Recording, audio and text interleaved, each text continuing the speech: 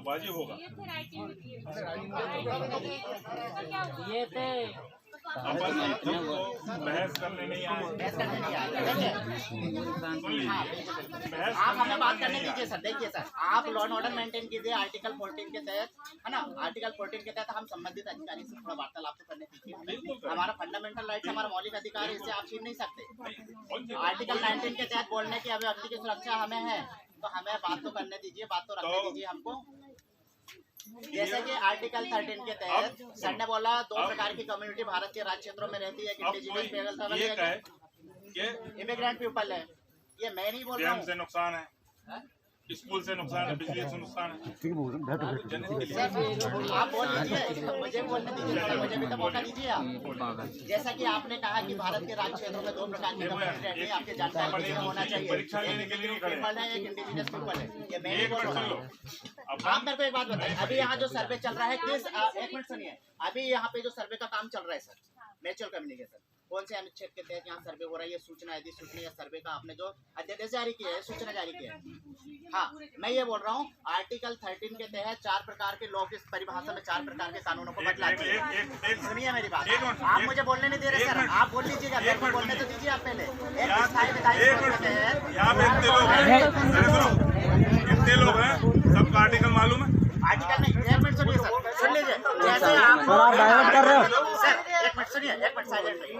जैसे आप एसडीओपी अधिकारी, अनुविभागीय अधिकारी है, आपके एक सिपाही की सुरक्षा करना आपकी जवाबदेही, आपकी जवाबदारी कि आपके कर्मचारी को कोई खरोच नहीं आना चाहिए, कोई गाली गलौज नहीं देना चाहिए, आपकी जवाबदेही, आप रिस्पॉन्सिबल। ऐसे ही मेरे समुदाय, मेरी बात सुनिए तो सर, या मुझसे पूछ रहे हो? मैं ये आपको ये बताओ, मुझे बता रहे हो कि मुझसे? मैं आपको बतला रहा हूँ, मैं ये भी बतलाना चाह रहा हूँ। मैं ट्रेनिंग किए हुए काफी समय हो गया, 25 साल की नौकरी हो सर, गई, मुझे अपना अधिकार मालूम है। बिल्कुल, अब मेरा अधिकार आपको बतला रहा हूँ। मुझसे पूछ रहे हो?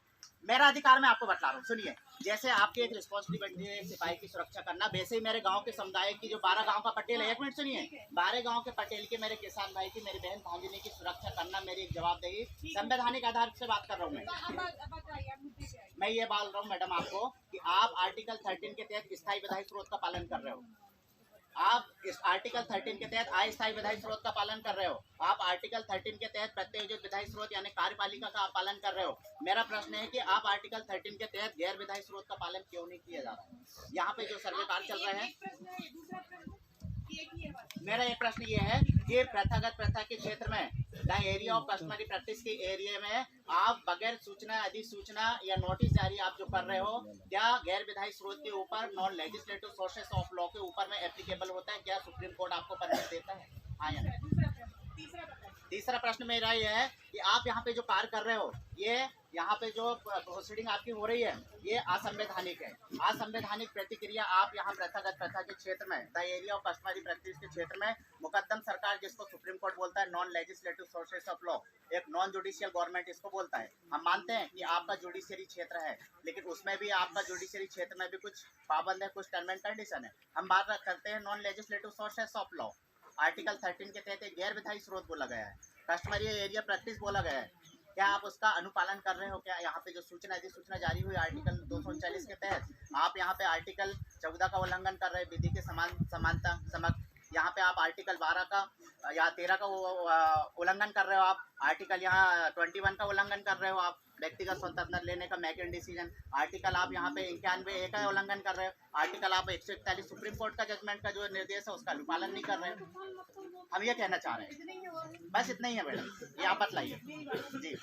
आप जो आर्टिकल की बात कर रहे हैं ना, आर्टिकल 13 से लेके 21 तक की बात कर रहे हैं, आप लोग समझ रहे हो आर्टिकल? मैं समझा दूंगा उनको, आप मुझे समझा दीजिए, मैं समझा दूंगा, वो मेरी भाषा समझेंगे, वो गोंडी बोलेंगे, मैं गोंडी से समझाऊंगा, आप मुझे समझाइए, मैं गोंडी से समझा दूंगा, आप मुझे हिंदी में समझाइए। सही बात, ठीक है, आप सही, हाँ बोलिए मैडम। मैं सिर्फ अगर आपसे बात करना रहती है तो मैं आपको उधर ही बुला लेती, आप वापस आके बात कर लीजिए। मैं किससे बात करने आई हूँ? मैं यहाँ के जो बैठे हुए हैं ना, उनसे बात करने आई हूँ। इनके माध्यम से आपके जो प्रश्न है मैं उनका उत्तर दूंगी, ठीक है? आप ये बात कर मैडम, अगर मैं आपके कर्मचारी से बात करूं, आप संबंधित अधिकारी, मैं आपसे बात करूंगा, मैं कर्मचारियों से बात नहीं करूंगा कि वहाँ पे मैं राजस्व विभाग एक बाबू से बात करूंगा, एक बाबू मैडम से, मैं आपसे बात करूंगा, आप मुझसे वार्तालाप कीजिए ना जी। देखिए, हाँ जी बोलिए।